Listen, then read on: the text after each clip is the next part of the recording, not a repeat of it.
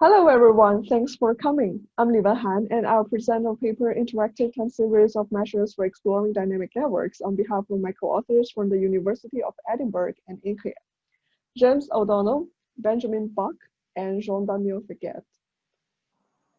This is a clip from Nature showing the evolution of papers in Nature over years. Each note is a paper colored in discipline, and two papers are connected if there is another one sized in both. Such kind of temporal connections is called a dynamic network. You can see how different disciplines are formed gradually and how clusters grow. Dynamic network is an important data structure which appears in various domains. For example, tweets and retweets in social media, brain signal connection of different regions in neuroscience, and the citation network, collaboration network in academic field of studies. And our paper proposes an interactive interface to navigate exploratory analysis on dynamic network from the overview to details. Compared with other approaches, it relies on network measures and suggests slicing schemes along the timeline. I'll elaborate this later. So dynamic network describes temporal connections, and the temporal information can be either intervals or time points. We mainly focus on time point. That is the event-based dynamic network, where each link corresponds to an event. Examples are emails, credit card transactions, and so on and so forth. In this toy example, the beer man sent an email to the short-haired lady, and she forwarded it to 3 people. One of them replied directly to the beer man. So look at the timeline. You can imagine how complicated it can be to analyze such kind of data. First, those events last for a rather short time compared with the overall time range, and it has a non-uniform distribution. There will be periods with a lot of things going on and periods that nothing literally happens. Due to the two characteristics, short events and non-uniform distribution, it is hard to make sense of the data and learn about patterns directly from individual events. A common workflow to analyze dynamic network is to first aggregate events according to a granularity, and that is to say, choose a temporal resolution and cut the timeline into intervals, and combine events inside each interval as a whole to form a snapshot, and then do further explorations, like visualize these snapshots or apply some data mining algorithms. Then two problems arise. First, which granularity suits the data best for analysis? In other words, how should we cut the timeline into intervals for aggregations? Second, how to understand the network properly? For the second question, to understand dynamic network, there are already many visualization techniques showing the network evolution and help people find patterns. The two main streams are animation and time-based approach. Animation plays the network diagram over time, and timeline-based approach shows the static representation for snapshots in order simultaneously, like small multiples, parallel edge splitting, and this cube metaphor for adjacent matrices. However, most work start from predefined snapshots, so they actually did not address the problem to find the aggregation granularity. Additionally, there are scalability issues that get in ways of building understandings. Oftentimes, dynamic networks in real-world datasets are highly complicated.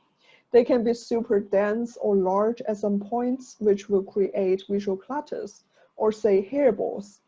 And the sequence of events might get extremely long and make it hard to analyze on small multiples or animations. You see, it is going on and on. So there is a need to adapt the granularities as well as guidance for the long sequence or moments with dense or large snapshots. We are inspired by a line of research that tries to use measures to characterize networks. From these examples, graph measures simply works as a portrait of each snapshot. So our idea is to use a series of network measures to provide a complementary view for existing dynamic network visualizations. Since current visualizations are good in revealing certain patterns, we don't want to replace them. Instead, we are trying to provide alternative aspects through network measures and highlight some properties that visualizations cannot to navigate exploration interactively. In addition to previous attempt for characterizing dynamic network with measures, we would like to explore a way to find out the dynamic network granularity from measure series, which are scalar values and therefore simpler. On one hand, we want to use measure series to show the characteristic of dynamic network. On the other hand, we want to find out the granularity of dynamic network from measure series. The reason to use measures for characterizing network is that it provides ambient aspects of network properties. For example, if you are going to look at the scale of the network, you might refer to the number of nodes, number of links, or number of link pairs. By saying link pairs, it means the link number which we drop the duplicates. And for details, you may want to see the number of nodes of different categories or the different types of links. For the connectivity, there are measures like number of connected components, number of triangles, and clustering coefficient to give us information. Besides, there is a series of measures called dynamic measures, which measures the temporal changes. So let's look at some examples. This is the link number, which changes from 1 to 3 to 1. It gives us the information of the scale of the dynamic network. And this one is the number of connected components. So it changes from 4 to 2 to 4. We can see that the period 2 has the most connectivity. Apart from these above measures, calculating from individual aggregated networks, we also consider more sophisticated measures called dynamic measures. They appeared in network mining research, but to our knowledge, it has not appeared in visualization literature. So this one is called redundancy, which means the number of nodes also exists in previous period. So it changes from undefined because there's no previous period for T1, and then to 1 for this blue node, and then 1 for this red node. This kind of measure suggests the persistence of nodes. And here's another one, activation, which means the number of nodes having appeared from the start. Therefore, it changes from 2 to 5 to 5. It gives us the general information about the process regardless of temporal changes to the nodes.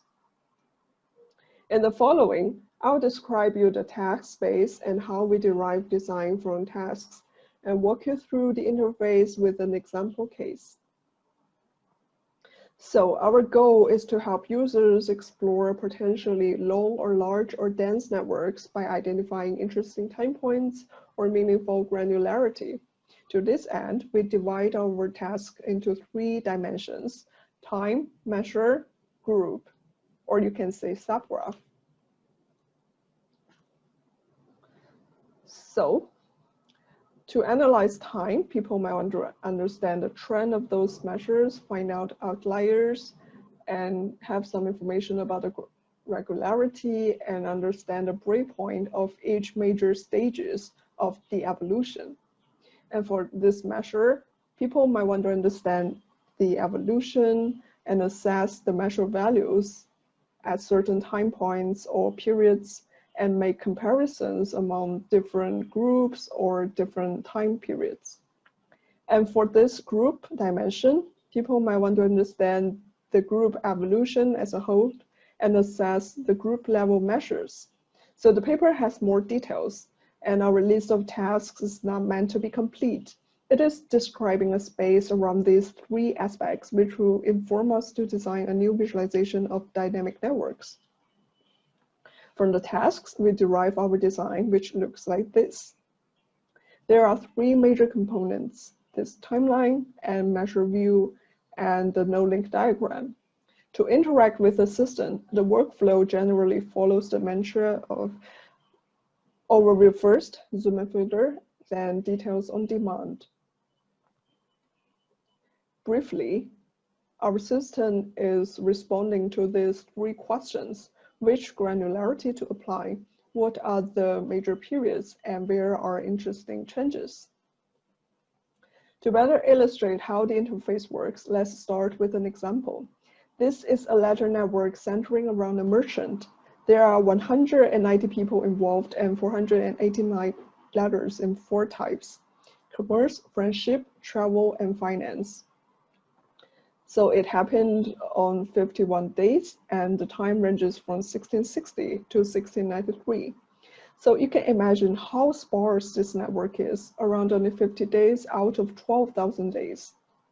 As shown in the timeline, these events are unequally distributed, and there are several periods when nothing happened over years. For such sparse data, which granularity shall we apply? We provide this panel in the interface to help users to identify interesting granularities. By default, the system determines all possible calendar granularities underlying the dataset. So for this data network, we have the day interval, week, month, year, and decade intervals. Besides, users can create intervals according to their hypothesis or prior knowledge. The most critical part of our work is to help users identify granularities for exploration. So we also give their recommendations from the frequency domain. So by using the fast-forward transformation, we transfer the measure time series into the frequency domain and compute the most prominent frequencies, and shown in this diagram here. So here you can see the orange line indicates the periods with the highest amplitude, which means that 2 days is likely to be the regularities of the letter network. Since we have no idea about the data, we will just have everything, trying those default granularities. After importing the data, the system computes graph measures in different granularities and have a look like this. We have looked at this before. So how to interpret the general evolution of the dynamic networks? The center part is the measure wheel, where each row shows a particular measure over time. Let's look at one measure, redundancy. So in case you have forgotten, redundancy means that the node number which also exists in previous period. So the x-axis is the time and the y-axis is the redundancy value. You can see there are 3 shades of color here.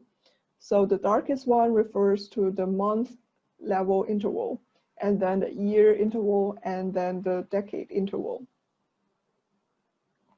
So look at the y-axis, you see the highest value is 10, which means that generally nodes seldom repeat, because there are 190 nodes in all, but from a decade view, only 10 repeats themselves. And you can see the highest bar in the center, which suggests that the second decade has most redundancies. But if you look carefully inside of the year level, you will find that there's no redundancy from 1676 to 1680. Also, if you focus on the month level, you will find that there's few redundancy at this level, which suggests that nodes do not repeatedly appeared a month after month. And for the scale information, you can look into the number of connecting nodes and the number of active links. So they look quite similar, which suggests that the number of nodes and number of links are highly correlated. And likewise to the previous redundancy measure, the second decade has the largest value. But if you look inside and divide these links according to their types, you will find that actually different topics have different distributions. Compared with the commerce, family, and finance topic, which appeared most during the second decade, there are more letters about travel during the first decade, and they reach their peaks at different times. For the connectivity, we have these three measures: clustering coefficient, connected components, and triangles. We will focus on the clustering coefficient, which looks more interesting. So clustering coefficient means the ratio of closed triplet number and the open triplet number in the interval. So it weights the tendency of a graph to be clustered. From this chart, you see that the shorter the interval, the higher the clustering coefficient. Why so? It suggests that this network is composed of tightly connected groups. So let's pick this one for examination. Here, the time interval is just a month, so there's only a little nodes involved, and they are tightly connected. But if you look from the decade level, there's more nodes involved, but they are not connected to each other. Instead, they are forming different groups. And there's no connections among these groups, which will lower the clustering coefficient by definition. So there is more measures in our paper, and we have this special design to show the event frequency, which allows users to change the granularity smoothly. Finally, we are going to answer where are interesting changes. Users may combine the three views together to interactively explore details. To assess the measure values, users can brush on the timeline to specify time range or hover or click on the measure bars. And to assess the measure values for a given group or subgraph, they can brush on the node link diagram to specify subgraph they want to explore and view their measures stacking together.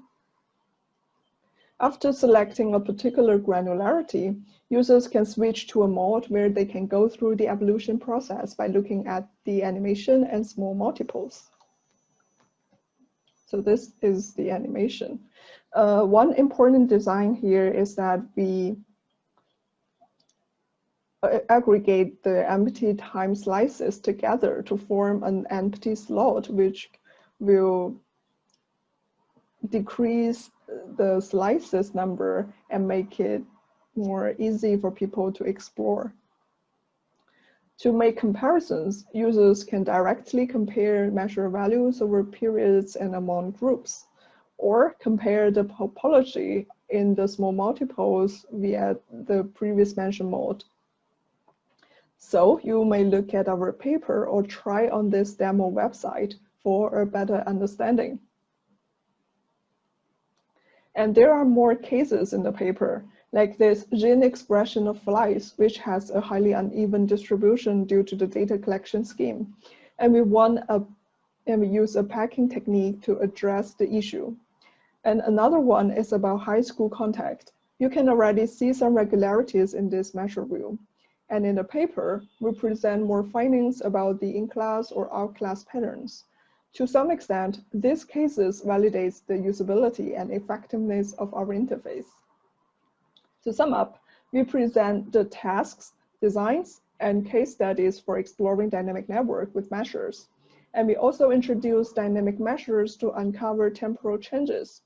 The takeaway is that a series of graph measures creates opportunities to explore dynamic network interactively, even for those networks potentially large or dense or with long sequences. It helps people to identify granularity and follows the overview plus details exploration mantra, and can serve as a supplementary force for other network visualizations. For the future work, we'd like to explore additional measures which can quantify changes or derived from high-dimensional features. Also, we'd like to understand what is a good set of measures for different tasks. Additionally, we'd like to explore a widget measure calculator, which can help users to customize the measures they want. So thank you for listening. If you're interested, you can try the demo or visit our dynamic network visualization project with more interesting visualizations via wisdorian.net.